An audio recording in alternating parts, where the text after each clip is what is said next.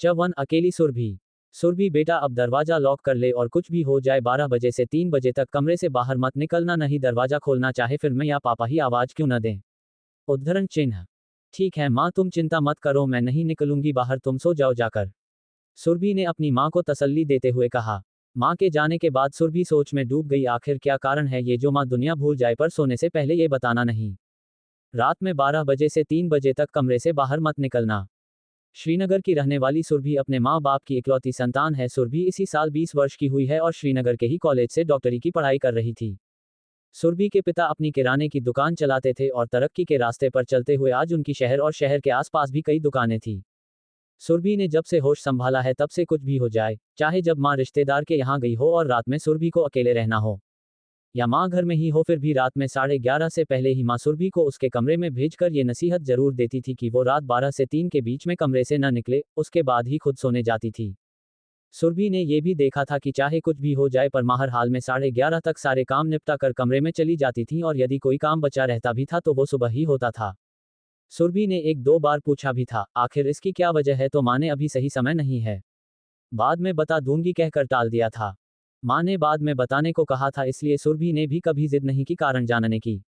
उसे पता था सही समय आने पर माँ जरूर बताएगी। सुरभि स्वभाव से सबको साथ लेकर चलने वाली लड़की थी। अपनी बातों से सबका मन मोह लेती थी, बहुत ही उदार दिल की और पूजा पाठ में सबसे आगे रहती थी। पर उसे गलत बात बर्दाश्त भी नहीं होती थी, वो लड़ जाती थी चाहे सामने कोई भी आ जाए। जो चीज़ गलत है वो गलत है और उसको सहने से सुरभि भी गलत हो जाएगी, ऐसा उसका मानना था। सिर्फ अपने ही नहीं दूसरों के भी हक के लिए जान देने को तैयार रहती थी। पढ़ाई में अव्वल तो थी ही, साथ ही उसका सपना भी था डॉक्टर बनकर खुद का हॉस्पिटल खोलने की और गरीबों तक हर वो मेडिकल सुविधा उपलब्ध कराने की जिससे वो वंचित रह जाते हैं। सुरभि के माँ बाप को उस पर फक्र था। सुरभि के पिता श्री बिहारी लाल जी ने कभी भी किसी बात के लिए सुरभि को मना नहीं किया था, परंतु जरूरी था कि बात सही और सच्ची होनी चाहिए। उसकी माँ श्रीमती राधा देवी बहुत ही उदार हृदय की महिला थी। माता पिता ने हमेशा ही सुरभि को गलत और सही के बीच अंतर समझाकर उचित संस्कार दिए थे। उनका परिवार हंसी खुशी से रहता था, बस सुरभि के माँ में खटकती थी तो बस एक बात की, आखिर क्या राज है माँ के उस बात के पीछे। सुरभि की एक बहुत ही अच्छी दोस्त थी जिसका नाम था नेहा। नेहा भी सुरभि की तरह डॉक्टरी की पढ़ाई कर रही थी। दोनों एक ही कॉलेज में थीं और तो और उनका घर में आस पड़ोस में ही था, दोनों साथ में ही पढ़ती और साथ में ही कॉलेज जाती आती थीं। सुरभि और नेहा एक दूसरे से कुछ भी छुपाती नहीं थी। उनका परिवार के बीच में भी अच्छे संबंध थे। सुरभि ने अपने दिल की बात नेहा से भी कही थी। नेहा भी पहले तो इस बात पर बहुत ही हैरान हुई थी कि आखिर ऐसा क्यों कहती है सुरभि की मम्मी, पर फिर उसने सुरभि को भी समझाया, इंतजार करना ही बेहतर है क्योंकि जिस तरह की ये बात है, अगर हमने कुछ भी जल्दीबाजी की तो शायद हम मुसीबत में भी फंस सकते हैं। उद्धरण चिन्ह। नेहा की बात पर सुरभि ने भी विचार किया था, सही तो कह रही थी नेहा, अगर कोई मामूली बात होती तो माँ इस तरह रोज नहीं सतर्क करती, इसलिए दोनों ने इंतजार करना ही बेहतर समझा कि सुरभि की माँ कब उसे वो राज बताएगी। सुरभि अपने जिंदगी में व्यस्त और मस्त रहने वाली लड़की थी। पढ़ाई और मस्ती दोनों को समान रूप से लेकर चलती थी। हालांकि उसे शैतानी करना बड़ा भाता था पर उसी के साथ वो समझदार भी थी। सुरभि सुंदर थी तो लड़कों का भावरों की तरह उसके आगे पीछे डोलना भी जाहिर था। हालांकि इसी के चलते सुरभि काफी लड़कों को पीट चुकी थी, इसलिए अब लड़के उसे देखते तो थे पर उससे ऐसी वैसी बातें करने से कतराते भी थे। सुरभि का ख्याल था कि जो उसे पसंद आएगा वो उसे हाँ कर देगी, पर यूं किसी की जबरदस्ती में किसी को अपनाएगी नहीं। पहले तो वो प्यार से मना करती थी, जो मान गए वो तो ठीक, पर जो ढीठ लड़के होते थे वो पीछे पड़ जाते थे और फिर उन्हें मिलते थे सुरभि के घूसे और लात।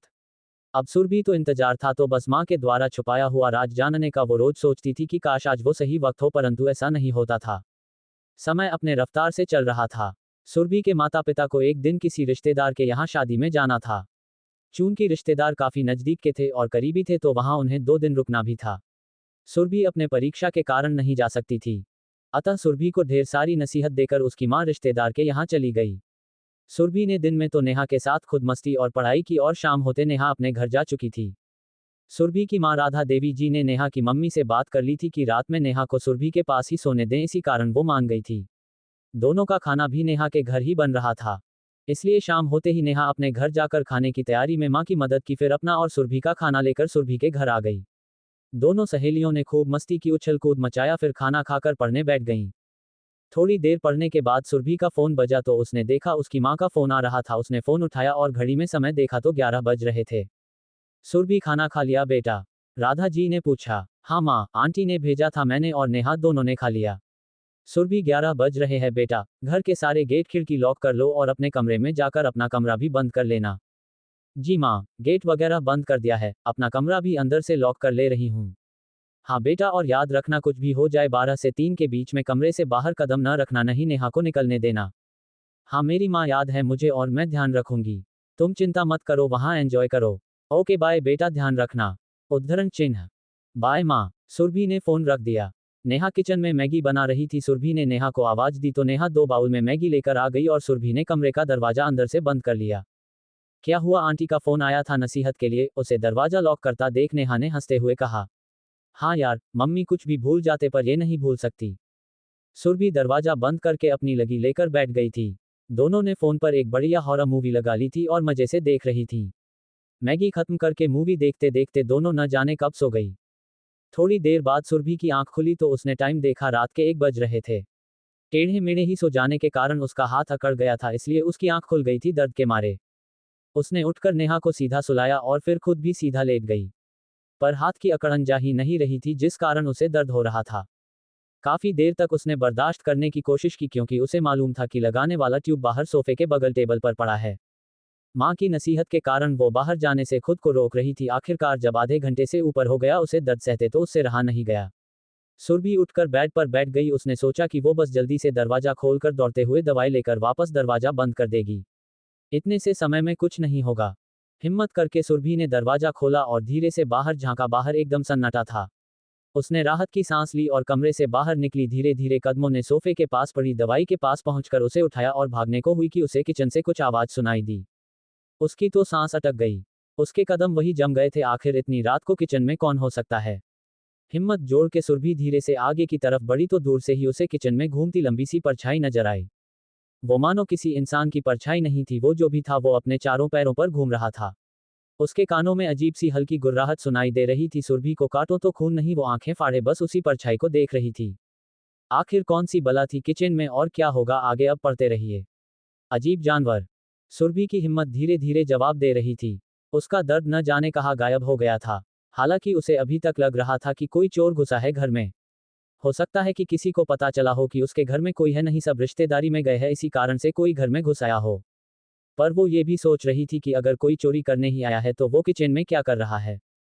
किचन से थोड़ी दूर पहुंचते ही सुरभि को परछाई थोड़ी और साफ दिखाई। ये क्या, ये कौन है? ये तो कोई इंसान नहीं हो सकता। ये तो 4 पैरों पे चल रहा है। डर के मारे सुरभि की हालत और खराब हो गई। उसके हाथ पैर कांपने लगे थे। तभी वो जानवर बाहर आने लगा था। शायद उसे इंसान की खुशबू आ गई थी अपने आसपास। उसे किचन से बाहर निकलते देख सुरभि के कदम धीरे धीरे पीछे होने लगे थे। कुछ ही सेकंड बीते थे कि सुरभि को वो भयानक रूप नजर आया। मम्मी! सुरभि की चीख निकल गई। उसके सामने 4 पैरों पर खड़ा एक अजीब सा जानवर उसे देखकर गुर्रा रहा था। शैतानों जैसे नुकीले बाहर निकले 2 दांत, काला भुजंग शरीर, भेड़ियों सा लंबा चौड़ा बालों से भरा शरीर, लाल आंखें, नुकीले नाखून। कुल मिलाकर वो ऐसा था कि उसे देखकर ही इंसान डर के मारे मर जाए। ये कैसा जानवर था? ऐसा कोई जानवर असल जिंदगी में होना तो सुना देखा ही नहीं था सुरभि ने, सिर्फ शैतानी वैम्पायर कहानियों में ही पढ़ा था। अचानक से मानो सुरभि को होश आया हो। उसे आव देखा न ताव पास पड़े फ्लावर पॉट को उठाकर उसके सर पर फेंका और खुद कमरे की तरफ दौड़ लगा दी। वो जानवर खुद पर हुए इस अचानक हमले से कुछ पल के लिए तो बौखला गया, पर तुरंत ही सुरभि की तरफ झपटा। इससे पहले वो सुरभि तक पहुंचता सुरभि ने तेजी से कमरे में घुसकर दरवाजा जोर से बंद कर लिया। दरवाजे के भड़ाक से बंद होने की आवाज पर नेहा की चौंक कर उठ गई। उसने देखा तो सुरभि पसीने से लथपथ दरवाजे का सहारा लेकर हौंफ रही थी। नेहा दौड़कर उसके पास गई। ये क्या हुआ तुझे? इतनी ठंड में भी इतने पसीने क्यों आ रहे तुझे? और तू दरवाजे के पास क्या कर रही इतनी रात में? तू बाहर गई थी क्या? आंटी ने कहा था ना कि वक्त आने पर बता देंगी, फिर तू क्यों गई बाहर पता करने? और क्या हुआ है बाहर बता। नेहा ने एक सांस इतने सवाल पूछ डाले। तभी दरवाजे पर हाथ पटकने की आवाज होने लगी, मानो कोई दरवाजा खोलने को कह रहा हो।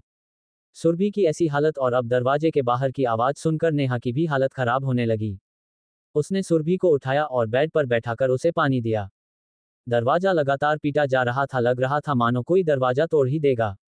नेहा कुछ बोलने को हुई कि सुरभि ने उसे शांत रहने का इशारा किया। दरवाजे पर अब मानो कोई अपने नाखून रगड़ रहा हो, ऐसी आवाजें आने लगी थी। लगातार आधे घंटे के बाद शांति छा गई। फिर भी सुरभि के मुंह से शब्द नहीं फूट रहे थे। 3 बजने में अभी आधे घंटे और थे, इसलिए सुरभि कोई मुसीबत नहीं मोल लेना चाह रही थी। किचन से अभी भी हल्की आवाज उनके कानों में पड़ रही थी। हालांकि कमरे की शांति में बस उन दोनों की दिल की धड़कन चलती हुई सुनाई दे रही थी। सुरभि नेहा को कसकर पकड़कर बैठी हुई थी। आखिरकार घड़ी ने 3 बजाए। सुरभि ने एक लंबी सांस छोड़ी, आज वो मौत से सामना करके आई थी। अब बताएगी आखिर क्यों गई थी तू बाहर और क्या हुआ वहां? नेहा ने चुप्पी तोड़ी।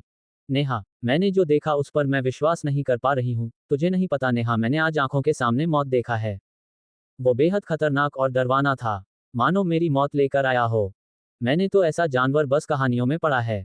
क्या बोल रही है, साफ साफ बताना क्या देखा तूने, क्या था वो? नेहा से फिर से पूछा। वेवुल्फ नेहा, वेवुल्फ, आदमखोर इच्छाधारी भेड़िया। क्या कह रही है, ये सब तो कहानियों में होते हैं। हाँ नेहा, वही कहानियों वाला, वही भेड़िए जो दिन में इंसान और रात में जानवर, आदमी को खाने वाले आदमखोर हो जाते हैं। जो कहानी में पढ़ा था वही सामने था मेरे, बहुत खौफनाक था नेहा। वो क्या सच कह रही है? ये कैसे हो सकता सुरभि? वेवॉल्फ क्या सच में होते हैं? मैंने अपनी आंखों से देखा नेहा, मैं चाहकर भी वो मंजर भूल नहीं पा रही। वो मौत लेकर आई हुई काया थी। क्या इसी वजह से आंटी ने मना करती थी बाहर निकलने को? नेहा ने एक सवाल किया। क्या पता नेहा, जब तक मम्मी नहीं बताएंगी हम कैसे जानेंगे? मैं तो ये सोच रही हूँ कि अगर यही वजह है तो हमने ये घर छोड़ा क्यों नहीं? मम्मी पापा यहाँ रह क्यों रहे हैं, और ऐसी चीज किसी और के घर में कैसे नहीं हो रही? वेवुल्फ तो पूरे एरिया में कहर मचाते हैं ना। बात तो तू सही कह रही है, अब आंटी ही कुछ बता सकती है, हमें उनके आने का इंतजार करना होगा। हाँ चल सो जा, अभी फिलहाल सब ठीक है, सुरभि ने नेहा को कहा और दोनों लेट गई। हालांकि नींद दोनों के आंखों में नहीं थी। सुरभि सोच रही थी कि आखिर क्या वजह है कि उसके मम्मी पापा इतना बड़ा खतरा होने के बाद भी ये घर छोड़ के नहीं चले गए। वो कहीं और भी तो जाके बस सकते थे, और इतने बड़े मोहल्ले में सिर्फ हमारे घर पर ही ये समस्या क्यों आ रही है? और किसी के घर से ये बातें क्यों सुनाई नहीं देती? माँ अभी नहीं आएगी? बहुत सारे सवाल थे सुरभि के मन में जिनका जवाब सिर्फ और सिर्फ सुरभि की माँ के पास था। सुरभि ने सोचा था कि वो माँ से पूछ के माँ को परेशान नहीं करेगी, वो खुद ही पता लगाएगी कि आखिर बात क्या है। अब जब उसका सामना उस शैतान से हो ही चुका है तो अब डर के रहने का कोई मतलब नहीं बनता है। यही सब सोचते सोचते ना जाने कब दोनों की आंख लग गई। सुबह माँ के फोन से दोनों की आंख खुली तो सुबह के 7 बज रहे थे।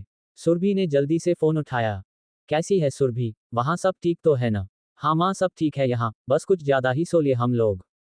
अच्छा, दरवाजा बंद रखा था ना रात में तूने? हाँ माँ सब बंद था, यहाँ तक कि अभी भी बंद ही है।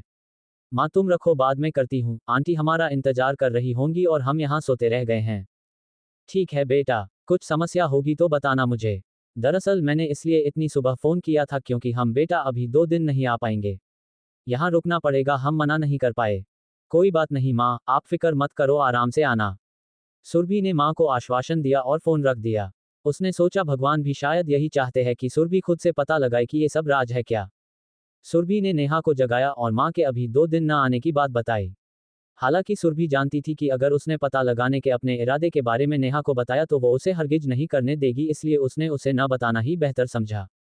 नेहा को जगाकर सुरभि नहाने भाग गई। जल्दी से नहा धोकर पूजा की और घर को लॉक करके नेहा के साथ उसके घर निकल गई। नेहा के घर जाकर देखा तो उसकी माँ नाश्ता बना चुकी थी। उन्होंने नेहा को नहाने को कहा और सुरभि ने बातें करने लगी।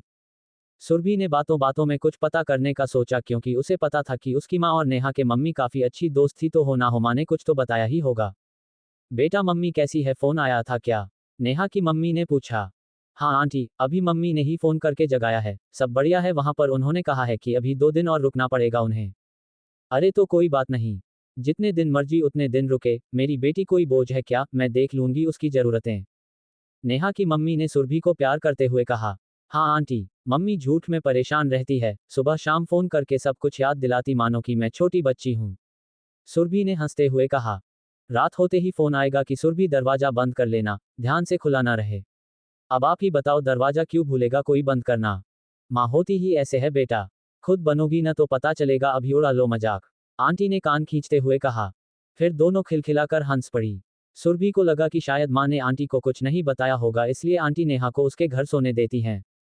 इतने में नेहा नहाकर आ गई थी। दोनों नाश्ता करने बैठ गई। नाश्ते में आलू की कचौरी और दही देखकर सुरभि खुश हो गई। अरे वाह आंटी, आपने ने तो मेरा पसंदीदा नाश्ता बनाया है।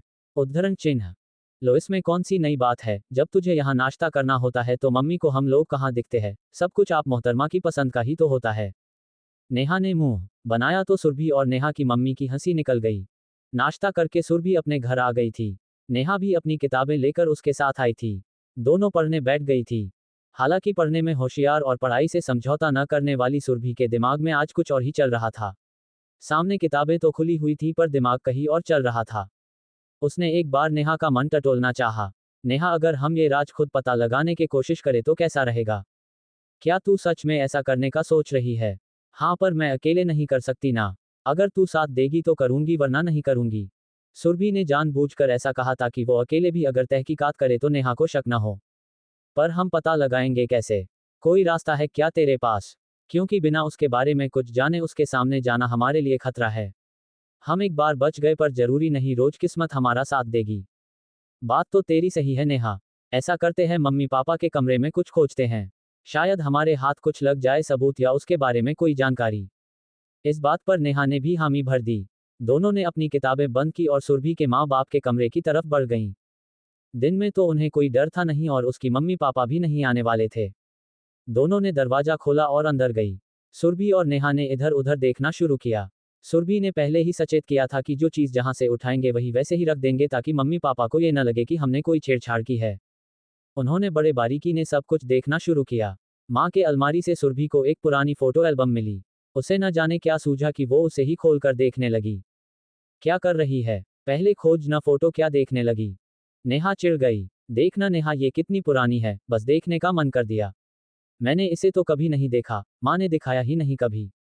ये सुनकर नेहा भी उसके पास आकर एल्बम देखने लगी। एल्बम पलटते हुए उनकी नज़र एक फोटो पर पड़ी। सुरभि हैरानी में आंखें फाड़कर उस फोटो को देखने लगी थी। सुरभि का भाई। सुरभि अभी भी उस फोटो से अपनी नज़र नहीं हटा पा रही थी। नेहा को कुछ समझ नहीं आ रहा था। कुछ देर इंतजार करने के बाद जब नेहा से नहीं रहा गया तो उसने झल्लाहट में सुरभि को झिंझोरा। क्या है सुरभि, बताएगी भी क्या? तब से आंखें फाड़े देख रही है। उद्धरण चिन्ह। नेहा के झिंझोरने से सुरभि को होश आया। नेहा, ये देख, मम्मी पापा और मैं, सुरभि ने अटकते हुए कहा। एल्बम के एक फोटो में सुरभि की मम्मी, उसके पापा और एक 2 साल का बच्चा था। तो इसमें क्या बड़ी बात हो गई? इतना हैरान क्या हो रही है? इसमें इतना चौंकने घबराने की क्या बात हो गई? तू भी न सुरभि कुछ भी करती है। उद्धरण चिन्ह। नेहा ने उसकी बात हवा में उड़ा दी। अरे पर नेहा, ये कैसे हो सकता है? ये मैं कैसे हो सकती हूँ? उद्धरण चिन्ह। क्या बक रही है? क्यों नहीं हो सकती तू? अंकल आंटी तेरे साथ फोटो नहीं खींचा सकते क्या? सुरभि, तू कैसे पागलों वाली बात कर रही है? चल हट, अच्छा दिखा मुझे कैसी आई है तेरी फोटो। नेहा ने झांक कर उसकी फोटो देखे लगी। अच्छा, अब मैं समझी। ये तूने लड़कों वाले पैंट शर्ट पहने हैं इसलिए ऐसा कह रही ना कि तू कैसे हो सकती है ये? क्या पागल, बचपन में तो सब पहनते हैं, यहाँ तक कि कभी कभी किसी किसी के घर वाले लड़कों को भी लड़कियों जैसे फ्रॉक पहना देते हैं। उद्धरण चिन्ह। कहकर नेहा हंसने लगी। मैं पैंट शर्ट की वजह से नहीं कह रही नेहा, ये देख, इस फोटो पर वो साल लिखा है जब ये फोटो खींची गई थी। देख, 1997 है लिखा हुआ और मैं तो 1999 में पैदा हुई हूँ। फिर इस तस्वीर में मैं कैसे हो सकती हूँ? उद्धरण चिन्ह। सुरभि के इतना कहते ही नेहा ने चौंक कर दोबारा उस फोटो पर अपनी नजर गड़ाई। सुरभि सच कह रही थी, उस पर 1997 ही लिखा हुआ था। नेहा को भी झटका लग गया था अब। सुरभि, अगर ये तू नहीं है तो ये कौन हो सकता है? क्या तेरा कोई भाई है? उद्धरण चिन्ह। कैसी बात कर रही नेहा? मेरा भाई होता तो मुझे नहीं पता होता क्या? उद्धरण चिन्ह। तो फिर ये कौन है नेहा? और ये बिल्कुल तेरा हमशक्ल लग रहा है। वही तो, कभी माँ ने बताया भी नहीं इस बारे में। कहीं ऐसा तो नहीं सुरभि कि ये तेरा बड़ा भाई हो और हमारे बीच न हो, तेरे आने से पहले ही वो मर गया हो इसलिए तेरे मम्मी पापा इस बारे में कभी बात नहीं किए होंगे तुझसे? हाँ नेहा, ये बात तो मेरे दिमाग में आई ही नहीं। शायद माँ पापा ये दुख याद नहीं करना चाहते इसलिए उन्होंने मुझे इन सब से दूर रखा है। कहते हुए सुरभि की आंखों में आंसू आ गए। भले ही अपने भाई के बारे में कभी सुना न हो, कभी उसे देखा ना हो, पर उसके दिल में हमेशा से एक ख्वाहिश थी कि काश उसका भी एक भाई होता। आज ये देखकर कि उसका एक भाई था पर अब नहीं है, उसके आने से पहले ही चला गया था वो, उसे काफी दुख हो रहा था। सुरभि ने एल्बम आगे पलटा तो एक और फोटो थी जो दोबारा उसका होश उड़ चुकी थी। नेहा, ये देख, ये तो पक्का मैं हूँ, देख साल भी 2000 लिखा है, और ये देखिए मेरा भाई इस फोटो में भी हमारे साथ है। इसका तो यही मतलब हुआ सुरभि कि वो तेरे पैदा होने के बाद भी जिंदा थे।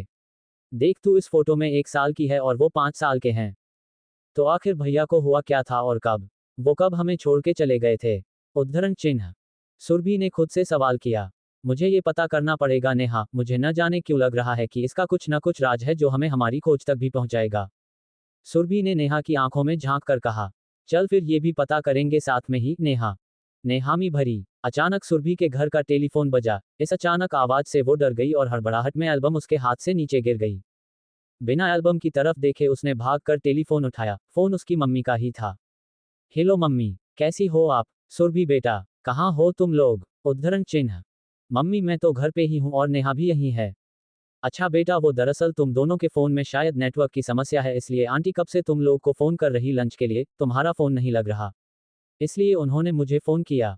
अच्छा माँ, शायद नेटवर्क की प्रॉब्लम है, आप परेशान मत हो, हम तुरंत जा रहे हैं। दरअसल पढ़ते हुए ध्यान नहीं रहा कि कितना बज गया। सुरभि ने फोन रखा और जल्दी में नेहा को लेकर उसके घर चली गई। वहां जाकर दोनों ने खाना खाया, थोड़ा आराम किया और फिर वापस आ गई। घर आकर दोनों फिर से उसी काम में लग गईं। सुरभि को अचानक याद आया कि उसने एल्बम वापस रखा ही नहीं था और वो एल्बम जल्दी में उसके हाथ से वही गिर गया था। वो अलमारी के पास गई तो एल्बम वही गिरा पड़ा था। सुरभि ने एल्बम उठाया और उसे वापस उसी जगह पर रख दिया। नेहा कमरे में रखी किताबों में कुछ खोज रही थी और सुरभि अलमारी में। तभी उसके हाथ एक डायरी लगी। उसने देखा तो वो उसके माँ की डायरी थी, पर लॉक करके रखने वाली डायरी थी वो, जिस वजह से सुरभि उसे खोल नहीं सकती थी। ये देख नेहा, मुझे ये डायरी मिली पर इसे खोलूं कैसे? मुझे पक्का यकीन है कि जरूर इसमें कुछ ना कुछ होगा। उद्धरण चिन्ह। पर हम इसे खोलेंगे कैसे? इसकी चाबी आंटी या तो छुपा कर रखी होंगी या अपने साथ ले गई होंगी। हमें खोजना चाहिए नेहा, मम्मी चाबी लेकर नहीं गई होंगी, मुझे पूरा यकीन है, क्योंकि उन्हें पता है कि मैं उनके सच बताने का इंतजार कर रही हूँ और खुद से कुछ भी इधर उधर नहीं करूंगी। दोनों अब सब कुछ छोड़कर उस डायरी की चाबी खोजने लगीं। सुरभि और नेहा ने पूरा कमरा छान मारा पर चाबी कहीं नहीं दिखी। थक हार कर दोनों वापस अपने कमरे में आकर बैठ गई। सुरभि हाथ में डायरी पकड़े उसे ही घूर रही थी, मानो आंखों से ही खोल देगी। सुरभि और सचिन। डायरी को घूरना बंद कर सुरभि, लग रहा कि तू खा जाएगी डायरी को ही, तेरे ऐसे घूरने से खुल नहीं जाएगी वो। काफी देर से शांत बैठी सुरभि को देख रही नेहा झल्ला उठी। तो क्या करूं नेहा, तू ही बता, हमें कुछ जानकारी मिल सकती, पर अब चाबी ही नहीं दिख रही, सुरभि परेशान सी होकर बोली। दोनों फिर से शांत सी बैठ गई थी। सुरभि के दिमाग में बस यही चल रहा था कि आखिर और कौन सी ऐसी जगह है जहां मम्मी चाबी रख सकती हैं। जरूर इस डायरी में ऐसा कुछ है जो राज रहना चाहिए, वरना इसकी चाबी ऐसे छुपा करके नहीं रखती मम्मी। बिस्तर पर लेटे लेटे दोनों बस अपने ख्यालों में खोई हुई थी। नेहा सोच रही थी कि आखिर क्या राज हो सकता, और अगर सुरभि का एक भाई था जो इतना बड़ा होकर मर गया तो उसकी मम्मी ने कभी सुरभि के भाई का जिक्र क्यों नहीं किया? माना कि सुरभि की मम्मी अपना दर्द छुपा रही हो इसलिए सुरभि को नहीं बताया, पर मेरी मम्मी तो मुझे बता सकती थी। क्या राज है इन सब के पीछे? नेहा सारी कड़ियां जोड़ के कुछ खोजने और समझने की कोशिश में लगी थी। सोचते सोचते पता नहीं कब दोनों की आंख लग गई, उन्हें खुद पता नहीं चला। सुरभि डायरी हाथ में लिए हुए ही सो गई थी। करीब दोपहर 1 बजे नेहा का फोन बजा तो हड़बड़ाकर दोनों की नींद खुल गई। फोन पर नेहा को मम्मी थी, जिन्होंने दोनों को दोपहर का खाना तैयार कर उन्हें खाने के लिए बुलाया था। डायरी वही अपने पढ़ने वाले मेज पर रखकर दोनों हाथ मुंह धोकर नेहा के घर चली गईं। नेहा के पापा और उसका भाई भी आज लंच करने घर पर ही आए थे। नेहा के पापा एक कंपनी में मैनेजर थे, तो नेहा के भाई सचिन ने भी अभी कुछ महीनों पहले अपनी एमबीए की पढ़ाई पूरी कर एक कंपनी में जॉब शुरू की थी। दोनों घर पहुंची तो सब पापा टेबल पर ही बैठे थे, यानी बस उन दोनों का ही इंतजार कर रहे थे। सुरभि ने नेहा के पापा को नमस्ते किया और सचिन को हेलो बोलकर चुपचाप एक चेयर पर बैठ गई। वाह पापा, क्या बात है, आज आप लंच पर घर पे? वाह, यकीन ही नहीं हो रहा है। नेहा अपने पापा को लंच पर आया देख काफी खुश हो गई थी। ये बहुत कम ही होता था कि उसके पापा लंच पर घर पर होते हों। नेहा को फैमिली के साथ समय बिताना बहुत पसंद था, इसलिए जब सब एक साथ होते थे तो उसके चेहरे की खुशी देखते ही बनती थी। चल बंदरिया बैठ जा, अब कितना उछलती है, अब खा और सबको खाने दे। सचिन की आवाज आई। उसकी बात सुनकर बाकी सब तो हंस दिए, जिस पर नेहा का मुंह बन गया। वो भी सचिन के बगल बैठ गई। आज खाने में क्या बना है? अपनी प्लेट लेते हुए नेहा ने अपनी मम्मी से पूछा। राजमा चावल और रायता, नेहा की मम्मी ने जवाब दिया। हाँ, क्योंकि राजमा चावल आपके बेटे और इस बेटी को पसंद जो है, मैं तो मानो किसी मंदिर से उठा के आई हुई हूँ। नेहा ने चिढ़कर कहा। इसमें भी कोई शक है, अभी तुझे मंदिर से ही लाए थे, सचिन ने उसे छेड़ा। पापा देख लो, एक तो कुछ भी इस घर में मेरी पसंद का नहीं बनता, ऊपर से ये भैया मुझे ऐसे बोल रहे। आप रहते नहीं ज्यादा घर पे, इसलिए ये लोग फायदा उठाते हैं और आपकी मासूम कोमल फूल जैसी बेटी पर अत्याचार करते हैं दोनों माँ बेटे। नेहा ने अब अपना पापा वाला हथियार इस्तेमाल कर नौटंकी करते हुए कहा। अरे बाप रे, गलत बात, सब लोग, कोई मेरी राजकुमारी को ऐसा वैसा नहीं बोलेगा। ये ले नौटंकी, तुम्हारे लिए छोला भी बनाया है मैंने, बस तुझे चिढ़ा रहा था सचिन, उसकी मम्मी ने हंसते हुए कहा। सुरभि सबको देखकर मुस्कुरा रही थी। सचिन की नजर उससे मिली तो उसने शर्माकर सर नीचे कर लिया। दोनों एक दूसरे को पसंद करते थे पर इजहार में डरते थे। सबने खाना खाया, फिर नेहा के पापा और भाई वापस कंपनी चले गए। नेहा और सुरभि ने भी किचन में मदद करके काम खत्म किया फिर वापस सुरभि के घर आ गईं। रास्ते से लेकर घर आने के बाद भी नेहा बस सुरभि को छेड़े जा रही थी। उसने सचिन और सुरभि का शर्माना और एक दूसरे को प्यार से देखना देख लिया था। हालांकि वो ये बात जानती थी कि सचिन और सुरभि दोनों एक दूसरे को पसंद करते हैं, पर आज वो उसे छेड़ने का मौका नहीं छोड़ रही थी। नेहा चाहती थी कि दोनों अपने दिल की बात कर दें एक दूसरे से, पर सुरभि हर बार टाल देती। नेहा ने तो ये भी कहा था कि अगर सुरभि को डर लगता है तो नेहा बात कर लेगी अपने भाई से, वो खुद बता देगी उसे। पर सुरभि ने ये कहकर रोका हुआ था कि जब तक सुरभि की नौकरी नहीं लग जाती वो सचिन से अपने दिल की बात नहीं कहेगी और ना ही नेहा सचिन को कुछ बताएगी। इसलिए दोनों बस एक दूसरे को देखकर खुश हो जाते थे। एक दूसरे को देखकर ही सुकून मिल जाता था उन्हें। कमरे में आते ही सुरभि की नज़र वापस उस डायरी पर पड़ी। कुछ वक्त के लिए ही सही, पर सुरभि का ध्यान उस डायरी और बाकी चीज़ों से हट गया था। उसने वापस डायरी हाथ में उठाए और उसे खोलने का तरीका सोचने लगी। हे भगवान, अब आप ही कोई रास्ता दिखाओ इस डायरी को खोलने का, वरना मेरी सुरभि का दिमाग इसी में लगा रहेगा और हम ये राज भी नहीं जान पाएंगे। नेहा ने ऊपर की तरफ देखते हुए हाथ जोड़कर भगवान से कहा, मिल गई चाबी। हे भगवान, इस डायरी को खोलने का कोई रास्ता बताओ। नेहा ने भगवान से प्रार्थना की। भगवान, अरे हाँ भगवान, सुरभि एकदम से चिल्ला पड़ी। क्या हो गया तुझे, अचानक से क्यों चिल्ला रही? मैंने तो बस भगवान से प्रार्थना ही की है। नेहा, नेहा, उम्मीद की एक किरण नजर आई मुझे, मैं तो भूल हो गई थी ये बात। सच कहते हैं जब सारे रास्ते बंद हो जाते तो भगवान एक रास्ता जरूर खोलते हैं। सुरभि ने हाथ जोड़कर भगवान को प्रणाम किया। क्या बोलना चाह रही, साफ बोलना, मेरी समझ नहीं आया कुछ। नेहा ने नासमझी से कहा। नेहा, मैंने देखा है मम्मी ना बहुत सारी चीजें जो पापा से उनको छुपानी होती है, वो चीज मम्मी मंदिर में राधा श्याम की मूर्ति के पीछे अलमारी में जहां राधा श्याम के कपड़े और आभूषण रखे जाते उसमें रख देती हैं। अब पापा वाली बात तो उन्होंने मुझे बताई, पर मुझे लगता है कि इसका चाबी भी उन्होंने वही छुपाई होगी ताकि वो मेरे हाथ न लगे कभी। अब ये बात तो वो मुझसे कह नहीं सकती थी कि मुझसे छिपा के चीजें भी वो वही रखती है, तो इसलिए सिर्फ पापा का बताया। सुरभि ने सारी बात समझाते हुए नेहा को बताया। अरे, अगर ऐसा है तो चल फिर जल्दी, शायद तेरी बात सच हो, नेहा ने कहा। दोनों भागकर मंदिर के पास पहुंची। नेहा मंदिर के बाहर ही खड़ी हो गई। सुरभि ने पहले हाथ पैर धोए, अपने ऊपर गंगाजल छिड़का, फिर अंदर गई।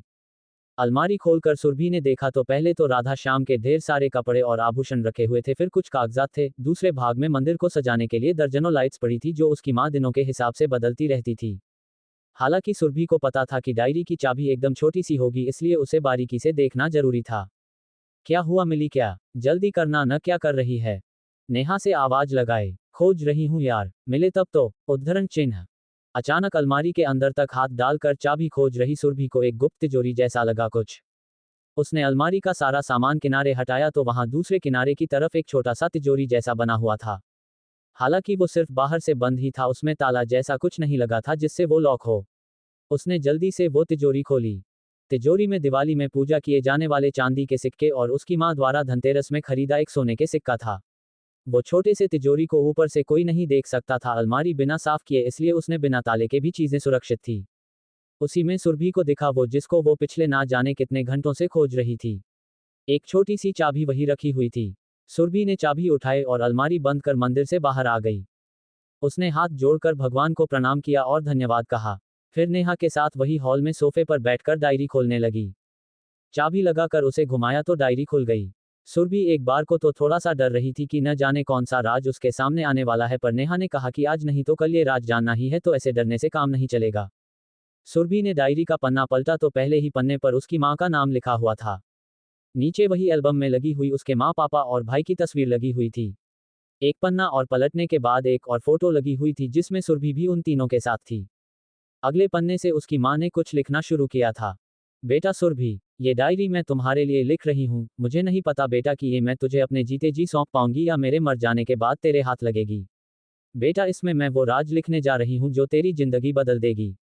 तेरे भविष्य में ये राज शायद तेरी बहुत बड़ी मुसीबत बन के आए, पर बेटा इस राज को अपना कर उसका तोड़ निकल, उसे खत्म कर, फिर जिंदगी में आगे बढ़ना या उस राज से डर कर भाग जाना और हमारी ही तरह जिंदगी डर डर कर जीना। दोनों में से तू क्या चुनेगी वो तेरे हाथ में होगा। उद्धरण चिन्ह। मैं बस इतना कहूंगी कि जल्दीबाजी में कोई फैसला नहीं लेना। सुरभि, तू किसी खास मकसद के लिए पैदा हुई है बेटा। तेरा जन्म एक काम को पूरा करने के लिए हुआ है। अब वो तेरे हाथ में होगा कि तू उसे करना चाहेगी या नहीं। सुरभि, तुझे हमने कभी पता नहीं लगने दिया, पर तेरा एक भाई है। अब तू सोचेगी कि वो हमारे साथ क्यों नहीं रहता और हमने कभी उसका जिक्र क्यों नहीं किया, तो बेटा बात ही कुछ ऐसी है कि उसे हमें सबसे दूर रखना पड़ा। तुझे तेरे भाई से अलग करना पड़ा हमें। सुरभि ने आगे पलटा तो अगले पेज पर लिखा था कि आगे की बातें अगली डायरी में लिखी हैं। सारी बातें एक डायरी में नहीं लिखी जा सकती, इसलिए तुझे कई डायरी खोजनी पड़ेगी, जितनों में भी मैं लिखूंगी। हाँ, मैं हर अगली डायरी खोजने की जगह हर डायरी में बता दूंगी। अगला पन्ना पलटा तो उस पर एक डॉक्टर का आला यानी स्टेथोस्कोप बना हुआ था और नीचे लिखा था कि अगली डायरी का पता। नेहा और सुरभि दोनों डायरी पढ़कर और आगे की बात देखकर हैरान थी। सुरभि ने पहले तो डायरी लॉक करके जल्दी से उसकी चाबी मंदिर की अलमारी में रखी और डायरी अपनी माँ की अलमारी में जहां से जैसे उठाया था वहां रखा, फिर सारी चीजें व्यवस्थित कर नेहा के पास आकर बैठ गई। दोनों सोच में डूबे थे, पूरे कमरे में सन्नाटा पसरा हुआ था। उन्हें सब कुछ करते खोजते पता ही नहीं चला कि कब शाम हो गई। दरवाजे की घंटी बजी तो दोनों होश में आए। घड़ी देखा तो शाम के 6 बज रहे थे। न जाने कौन आया है सोचकर नेहा दरवाजा खोलने चली गई। पहेली। नेहा ने दरवाजा खोला तो बाहर उसकी मम्मी खड़ी थी। अरे मम्मी, आप, कुछ काम था क्या? फोन नहीं लग रहा था क्या हमारा? उद्धरण चिन्ह। अरे नहीं, अंदर चल पहले बताती हूँ, कहती हुई नेहा की मम्मी अंदर आ गई। वो साथ में शाम की चाय और नाश्ता में पोहा लेकर आई थी। उन्होंने से कहा कि नेहा के भाई और पापा तो घर पर थे नहीं, इसलिए उन्होंने से सोचा कि नेहा और सुरभि को बुलाने से अच्छा वो खुद ही चाय नाश्ता लेकर सुरभि के घर चली जाएं। तीनों ने साथ में बैठकर चाय नाश्ता किया। फिर थोड़ी बहुत बातचीत के बाद नेहा की मम्मी रात के खाने का इंतजाम करने के लिए अपने घर चली गईं। नेहा और सुरभि अपने कमरे में आ गई। नेहा की मम्मी के सामने तीनों सामान्य व्यवहार कर रही थी, पर उनके जाते ही दोनों के चेहरे पर फिर से वही चिंता और परेशानी को लकीरें खींच गई थीं। सुरभि यार, उसका फोटो का क्या मतलब हो सकता है? आखिर उससे हमें उस अगली डायरी का पता कैसे चलेगा? उद्धरण चिन्ह। मेरी भी समझ नहीं आ रहा नेहा, आखिर उस आले का मतलब क्या था? परसों तो शायद मम्मी भी आ जाएंगी, फिर हमें और मुश्किल हो जाएगी पता करना कि आखिर क्या राज है इन सब के पीछे। आला तो डॉक्टर इस्तेमाल करते हैं और तेरे पूरे खानदान में यहाँ तक कि अपने इस मोहल्ले में सिर्फ हम दोनों ही है तो डॉक्टरी की पढ़ाई कर रहे हैं। फिर अगर ये उस डायरी के होने का पता आला दिया है तो अगर वो डॉक्टर को दिखा रहा तो फिर वो तो हम दोनों ही हो सकते हैं। बस, नेहा ने थोड़ा दिमाग चलाया। अरे हाँ, ये बात तो सही कही तूने। डायरी में लिखे मुताबिक हर अगली डायरी का पता उस आखिरी पन्ने पर लिखा होगा जो कि पहेली ही होगी और हमें उसे सुलझाना होगा। तो आला यानी कि डॉक्टर और यहाँ डॉक्टर यानी कि मैं और तुम। पर हम तो अभी डॉक्टर बने भी नहीं हैं और न ही हमारे पास आला है। इतना तो तय है सुरभि की बात डॉक्टर की ही हो रही, अब बस आगे का गुत्थी सुलझानी है। नेहा ने सुरभि की बात सुनकर कहा। चल फिलहाल पढ़ने का वक्त हो रहा, कुछ देर पढ़ लेते हैं, फिर रात का खाना खाने भी जाना है। ये आगे की पहेली के बारे में रात में सोचेंगे। उद्धरण चिन्ह। फिर दोनों पढ़ने बैठ गई। थोड़ा सा मामला सुलझने के बाद सुरभि को थोड़ी राहत मिली थी, इसलिए उसने पढ़ाई में अपना ध्यान लगा लिया था। नेहा भी अपनी पढ़ाई में लगी हुई थी।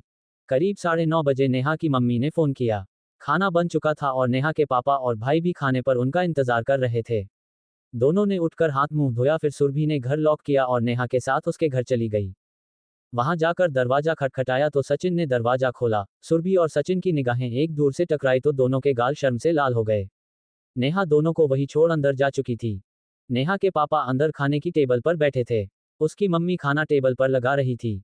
नेहा ने जाकर अपने पापा के पीछे से उनके गले लग गई। उसके पापा ने भी उसे दुलार किया, फिर नेहा वही उनके बगल वाली कुर्सी पर बैठ गई। वहां दरवाजे पर अभी भी सचिन और सुरभि एक दूसरे की आंखों में खोए खड़े थे। सुरभि, कहा है नेहा, तू अकेले क्यों आए है?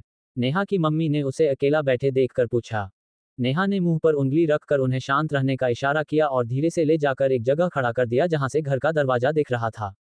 सचिन और सुरभि को आंखों में खोए देख उनके चेहरे पर मुस्कुराहट आ गई। उन्होंने धीरे से इशारा करके नेहा के पापा को भी बुलाया। नेहा के पापा भी दोनों को देखकर मुस्कुरा थे। वहीं वो दोनों सारी दुनिया से अनजान एक दूसरे में खोए हुए थे। आहम आहम्मा। नेहा ने अपना गला साफ करने की एक्टिंग की। नेहा के आवाज सुनते ही दोनों झटके से होश में आए। सामने देखा तो सब उनकी तरफ देखकर मुस्कुरा रहे थे। वो दोनों शर्म के मारे मानो धरती में समा जाना चाह रहे थे।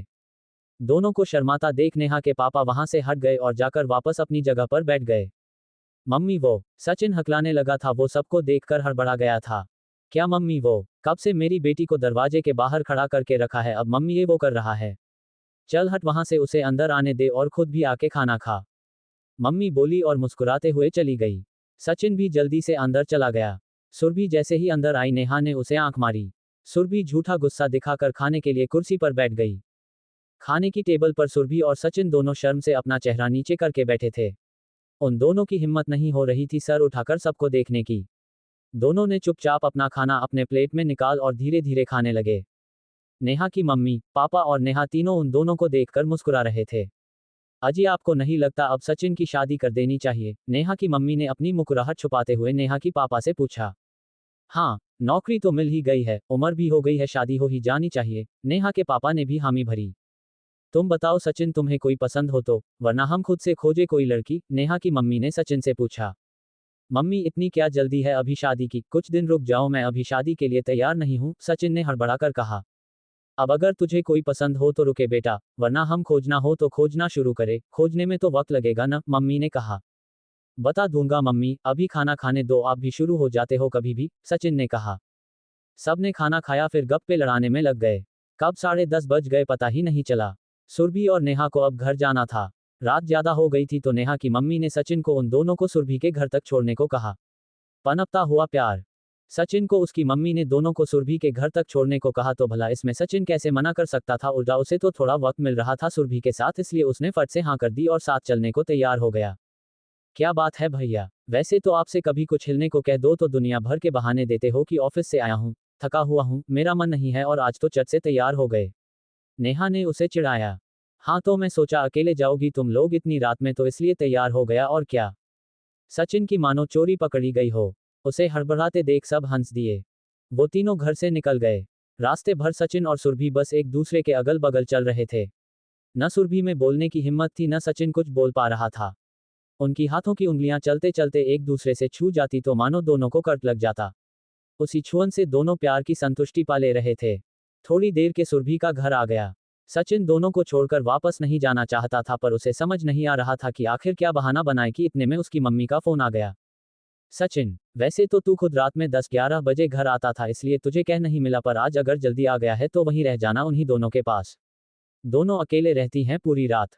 तुम्हारे पापा भी जब से सुरभि के मम्मी पापा नहीं है तब से बाहर ही थे, वरना मैं उन्हें ही भेज दी होती। उद्धरण चिन्ह। सचिन को मानो मुंह मांगी मुराद मिल गई।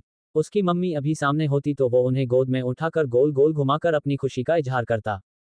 ठीक है माँ, कहकर सचिन ने फोन रखा। क्या कह रही थी मम्मी? नेहा ने पूछा। वो मम्मी बोली है कि मैं भी यही सो जाऊं क्योंकि तुम दोनों अकेले रहती हो, सचिन ने कहा तो सुरभि और नेहा ने एक दूसरे की तरफ परेशानी से देखा। ठीक है आप आ जाए अंदर, फिर दरवाजा बंद करूं मैं, सुरभि ने सचिन से कहा। वो नहीं चाहती थी कि उनके चेहरे देखकर सचिन को कुछ भी शक हो। सुरभि ने सचिन का बिस्तर उसकी मम्मी पापा के कमरे में लगा दिया था क्योंकि गेस्ट रूम थोड़ा साफ नहीं था। सचिन अपने कमरे में जाता उससे पहले ही सुरभि का फोन बजा। फोन पर उसकी मम्मी थी जो रोज की तरह बस वही एक बात बताने को फोन कर रही थी। सुरभि ने फोन उठाया तो नेहा ने फोन स्पीकर पर कर दिया। नमस्ते आंटी, कैसी हो आप? नेहा ने पूछा। नमस्ते मेरा बेटा, मैं एकदम बढ़िया, तुम दोनों कैसे हो? सुरभि की मम्मी ने जवाब दिया। हम भी बिल्कुल ठीक है आंटी। उद्धरण चिन्ह। अच्छा बेटा, अपना ध्यान रखना और टाइम से सो जाना, मैंने ये बताने के लिए फोन किया था कि मैं कल दोपहर तक आ जाऊंगी, और हाँ दरवाजा बंद कर लेना सब, और अपने कमरे का भी। कुछ भी हो जाए, कोई भी बुलाए, बस 12 से 3 बजे के बीच दरवाजा खोलना मत और कदम कमरे से बाहर मत निकालना। ओके मम्मी, अपना ध्यान रखना आप, सुरभि ने कहा। ठीक है आंटी, आप फिक्र मत करो, हम नहीं निकलेंगे बाहर, नेहा ने कहा और फोन रख दिया। ये क्या बात है, 12 से 3 बजे तक बाहर न निकलना? सचिन ने हैरानी से पूछा। पता नहीं, पर कोई राज है जो माँ ने कहा है, वक्त आने पे बताएंगी, तब तक के लिए मुझे और घर में कोई भी रहता है तो उसे 12 से 3 के बीच अपने कमरे से बाहर निकलने की आज़ादी नहीं होती है। आप भी अपना कमरा बंद कर लीजिएगा अंदर से, और कुछ भी हो जाए बाहर मत निकालिएगा। सुरभि ने सचिन की बातों का जवाब देते हुए उसे कहा। ये सब किस दुनिया की बातें हैं? सचिन बेपरवाही से बोला। प्लीज मान जाए, हमारे लिए, सुरभि ने उसकी आंखों में देखते हुए कहा तो सचिन पिघल ही गया। उसने हाँ में सर हिलाया और दोनों को गुड नाइट बोलकर कमरे के चला गया और कमरा अंदर से बंद कर लिया। सुरभि और नेहा ने भी अपने कमरे में जाकर दरवाजा बंद किया और बिस्तर पर लेट गई। कल तो आंटी भी आ जाएंगी सुरभि, और आज भैया यहाँ है, अब हम कैसे अगला राज खोलेंगे? नेहा ने परेशानी में कहा। अब तो भगवान ही आगे बढ़ाएंगे नेहा, मैंने सब उन पे छोड़ दिया, शायद वही नहीं चाहते कि अभी हमें आगे कुछ पता चले, सुरभि ने कहा। हाँ शायद तू ठीक हो कह रही है, नेहा बोली। चल अब सो जा, सुरभि ने उससे कहा और उठकर लाइट बंद कर दी। नेहा कुछ देर में ही सो गई, पर सुरभि की आंखों में नींद कहाँ थी। उसने तो नेहा को सो जाने को कहा ताकि नेहा चीजों को सोच के परेशान न हो। सुरभि का दिमाग तो बस उस आले के पीछे क्या हो सकता है इसका जवाब खोज रहा था। उसने न जाने कितने पहलू जोड़कर देख लिए थे, पर उसे कुछ भी समझ नहीं आ रहा था। सब सोचते सोचते ना जाने कब सुरभि की आंख लग गई। अभी कुछ देर ही हुआ था कि उसका फोन बजा और उसकी आवाज सुनाई दी और उसकी नींद झटके में खुल गई। फोन देखा तो उस पे सचिन की कॉल आ रही थी। उसने टाइम देखा तो रात के 1 बज रहे थे। इस वक्त सचिन क्यों फोन कर रहे, सोचकर उसने जल्दी से फोन उठाया तो उधर से सचिन की फुसफुसाने की आवाज आई।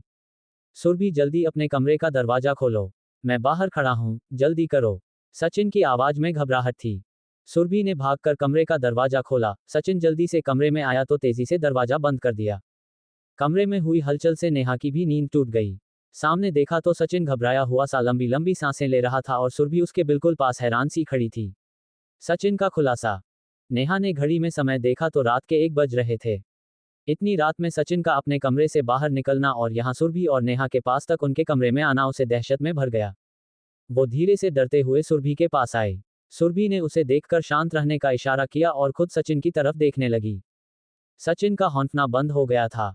सुरभि ने उसे बेड पर बैठने को कहा और ग्लास में पानी निकल कर दिया। सचिन एक सांस में पूरा ग्लास खाली कर गया। क्या हुआ सचिन, हमने आपसे कहा था कि इस वक्त कमरे से बाहर मत निकालिएगा, अपना कमरा मत खोलिएगा, फिर आप इस तरह यहाँ इतने घबराए हुए क्यों हैं आप? उद्धरण चिन्ह। सुरभि ने सचिन के कंधे पर हाथ रखकर उसे शांत करते हुए पूछा। सुरभि, मैं सच में तुम्हारी बात को टालना नहीं चाहता था। सचिन ने अपनी सफाई पेश की तो नेहा और सुरभि ने एक दूसरे को देखा। उनके चेहरे का रंग उड़ चुका था। दोनों को शक हो रहा था कि हो ना हो सचिन के साथ कुछ तो हुआ है। मुझे पता है सचिन, आप यूं ही बाहर नहीं आए होंगे, जरूर इसके पीछे कोई वजह होगी, तभी आप इतने घबराए हुए भी हैं। मुझे बताएं आखिर बात क्या है? सुरभि ने सचिन पर भरोसा जताते हुए पूछा। सुरभि, तुम्हारे कहे अनुसार मैंने दरवाजा अंदर से बंद कर लिया था और मैंने ये भी सोच लिया था कि चाहे कुछ भी हो जाए मैं कमरे से बाहर नहीं निकलूंगा, पर करीब 12:30 के करीब एक हलचल से मेरी नींद खुल गई। तुम यकीन नहीं करोगी, मुझे भी यकीन नहीं हुआ था सुरभि, पर मेरा कमरा खुद ब खुद खुला हुआ था। अंदर से बंद किया हुआ कमरा बिना मेरे खोले ही खुल गया था और मुझे एकदम अच्छे से याद है मैंने कमरा बंद किया था और तुरंत ही सो भी गया था। सचिन की बात सुनकर वो दोनों डर के मारे सफेद पड़ चुकी थीं। हाँ, दरवाजा तो तुमने बंद किया था क्योंकि मुझे पता था तुम ऐसी बातों में विश्वास नहीं करोगे, इसलिए आने से पहले मैंने तुम्हारा कमरा चेक किया था कि तुमने सच में बंद किया है या नहीं, फिर वो कमरा आखिर खुला कैसे? उद्धरण चिन्ह। नेहा ने घबराहट से कांपते हुए कहा। अभी आगे तो सुनो। मैंने दरवाजा खुला देखा तो उठकर बाहर आया। मैं अभी दरवाजे पर आया ही था कि मेरी नज़र किचन की तरफ जाती एक परछाई पर पड़ी। पहले तो मुझे लगा कि कोई चोर घुस आया है, इसलिए मैं उसे पकड़ने आगे बढ़ा ही था कि एक कदम बढ़ाते ही मुझे वो परछाई साफ और पूरी नजर आई।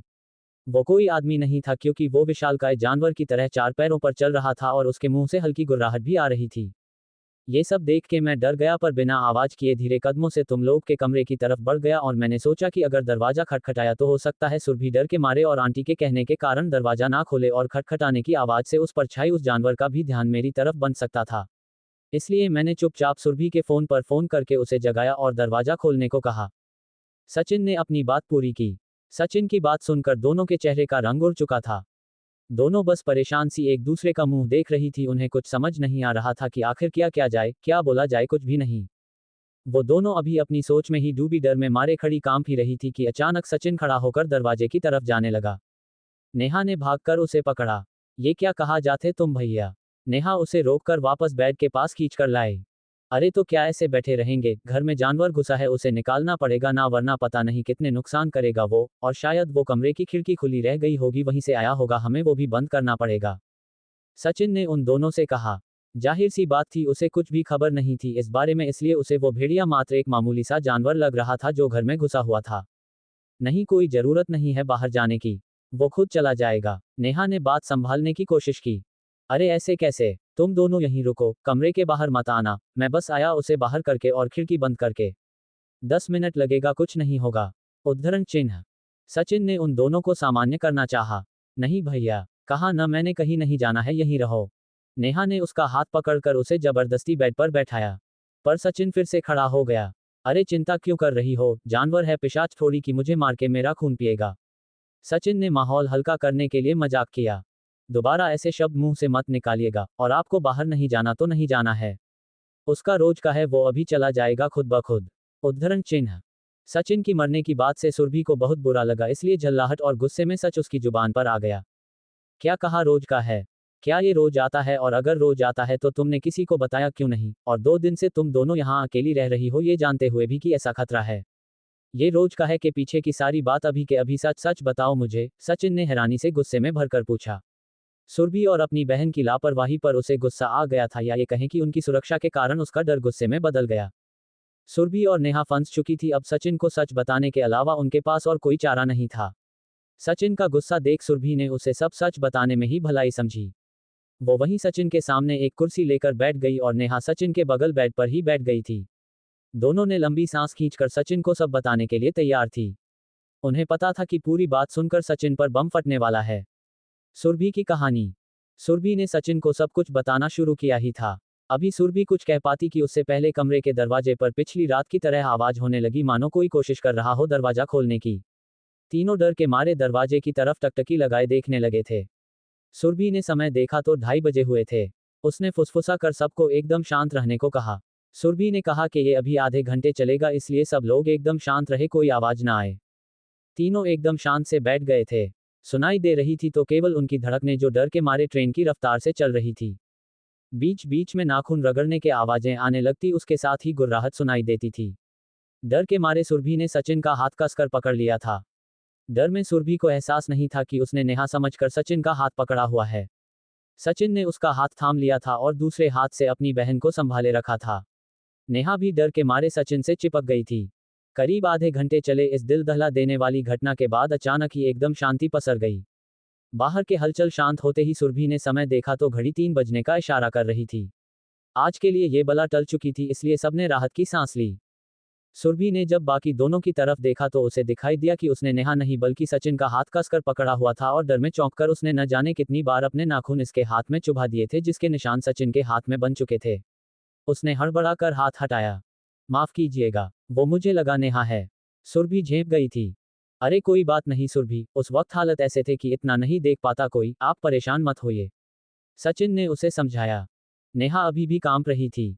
सुरभि ने सचिन को उसके पास से हटाकर उसका सर अपनी गोद में रखा और उसके सर पर अपना हाथ फेरने लगी। सुरभि की हाथ की प्यार भरी गर्माहट पाकर नेहा उससे चिपट गई। सुरभि के कुछ देर उसे थपकी देने के बाद नेहा गहरी नींद में सो गई थी। सुरभि ने तकिया सही करके उसका सर तकिए पर रखा, उसे चादर उठाई। फिर उसने सचिन की तरफ देखा, वो प्यार से दोनों को देख रहा था। सुरभि के देखने पर हड़बड़ा गया। आप भी यहीं रुकिए, उस कमरे में अभी मत जाए। सुरभि ने सचिन को वहीं कमरे में ही रुकने को कहा। आप यहाँ बिस्तर पर सो जाए, मैं सोफे पर सो जाऊंगी। अरे नहीं, आप यहाँ सोइए, मैं सोफे पर सोता हूँ, सचिन ने कहा और बिना सुरभि का जवाब सुने सोफे पर जाकर बैठ गया। सुरभि अभी भी बिस्तर के एक किनारे बैठी कुछ सोच में डूबी थी और सचिन सोफे पे बैठा उसे देख रहा था। आखिरकार उससे नहीं रहा गया। सुरभि, अगर आपको नींद ना आ रही हो तो क्या हम बात कर सकते हैं? सचिन ने सवाल किया।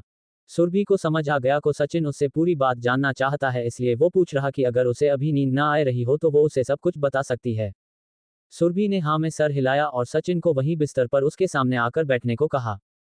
कॉफी पिएंगे? सुरभि ने पूछा। नहीं, इस वक्त बाहर नहीं जाने दूंगा आपको, कॉफी रहने दीजिए, सचिन ने कहा। बाहर नहीं जाना है, यही कमरे में कॉफी बनेगी, 2 मिनट रुकिए मैं आती हूँ, सुरभि ने कहा और उठकर कमरे में ही बने छोटे से स्टडी रूम में चली गई। सचिन से नहीं रहा गया तो वो भी उसके पीछे पीछे गया। सुरभि का स्टडी रूम न ज्यादा बड़ा था और न ही छोटा। एक टेबल थी जिस पर सुरभि पढ़ती थी, साथ में एक चेयर रखी थी। एक छोटी सी सेल्फ थी जिसमें उसकी सारी किताबें रखी हुई थी। एक तरफ के दीवार पर एक डिजाइनर सेल्फ थी जिस पर कोर्स से अलग नॉवेल, साहित्यिक किताबें और महापुरुषों के आत्मकथाएं सजी हुई थीं। एक तरफ की दीवार से सटा हुआ एक पत्थर का सेल्फ बना हुआ था जैसा किचन में बनता है, उस पर एक स्टोव, एक कॉफी मशीन और कुछ किचन के सामान रखे थे। सुरभि ने जल्दी से कॉफी बनाई, एक कप में सचिन को दी और एक के खुद लेकर सचिन के साथ बाहर आकर नेहा के पास ही बैठ गई। ये यहाँ स्टडी रूम में ये सब क्यों? वैसे आइडिया तो अच्छा है बट ऐसा पहली बार देखा मैंने, सचिन ने सवाल किया। उसे ऐसा आइडिया काफी यूनिक, काफी अलग सा लग रहा था। सुरभि ने कहना शुरू किया। बचपन से जब से मैंने होश संभाले हैं और मम्मी पापा से अलग अपने कमरे में सोना शुरू किया है, तब से मम्मी हर रोज हर रात हमारे रात के खाने के बाद जब सब सोने की तैयारी करते हैं तब मम्मी मुझसे ये बात जरूर कहती थी कि बेटा अपना कमरा अंदर से बंद कर लेना और चाहे कुछ भी हो जाए, चाहे हम ही तुम्हें क्यों ना बुलाए, कभी भी 12 बजे से लेकर 3 बजे तक में दरवाजा मत खोलना। अपने कदम उस कमरे ने कभी मत निकलना इस समय के बीच में। और मम्मी ये बात दोहराना कभी नहीं भूलती थी, वो हर रोज ये बात कहती ही थी। यही वजह है कि जब मैं बड़ी हुई, रात रात भर जाग कर भी पढ़ना होता था तो कॉफी की या कभी कुछ खाने की इच्छा होती थी पढ़ते हुए, पर मैं बाहर नहीं जा सकती थी जैसा कि मम्मी ने कहा था। मैं मम्मी की बात कभी टालती नहीं थी और मेरे पापा भी हमेशा मुझे यही कहते थे कि बेटा मम्मी जो कहती है वो मान लिया करो। तो मैंने पापा से इस बारे में बात की तो उन्होंने मेरे स्टडी रूम में ही ये व्यवस्था करवा दी ताकि मेरी पढ़ाई में कोई दिक्कत ना आए और मुझे माँ की बात मानने में समस्या न हो, मुझे रात में कमरे के बाहर न जाना पड़े।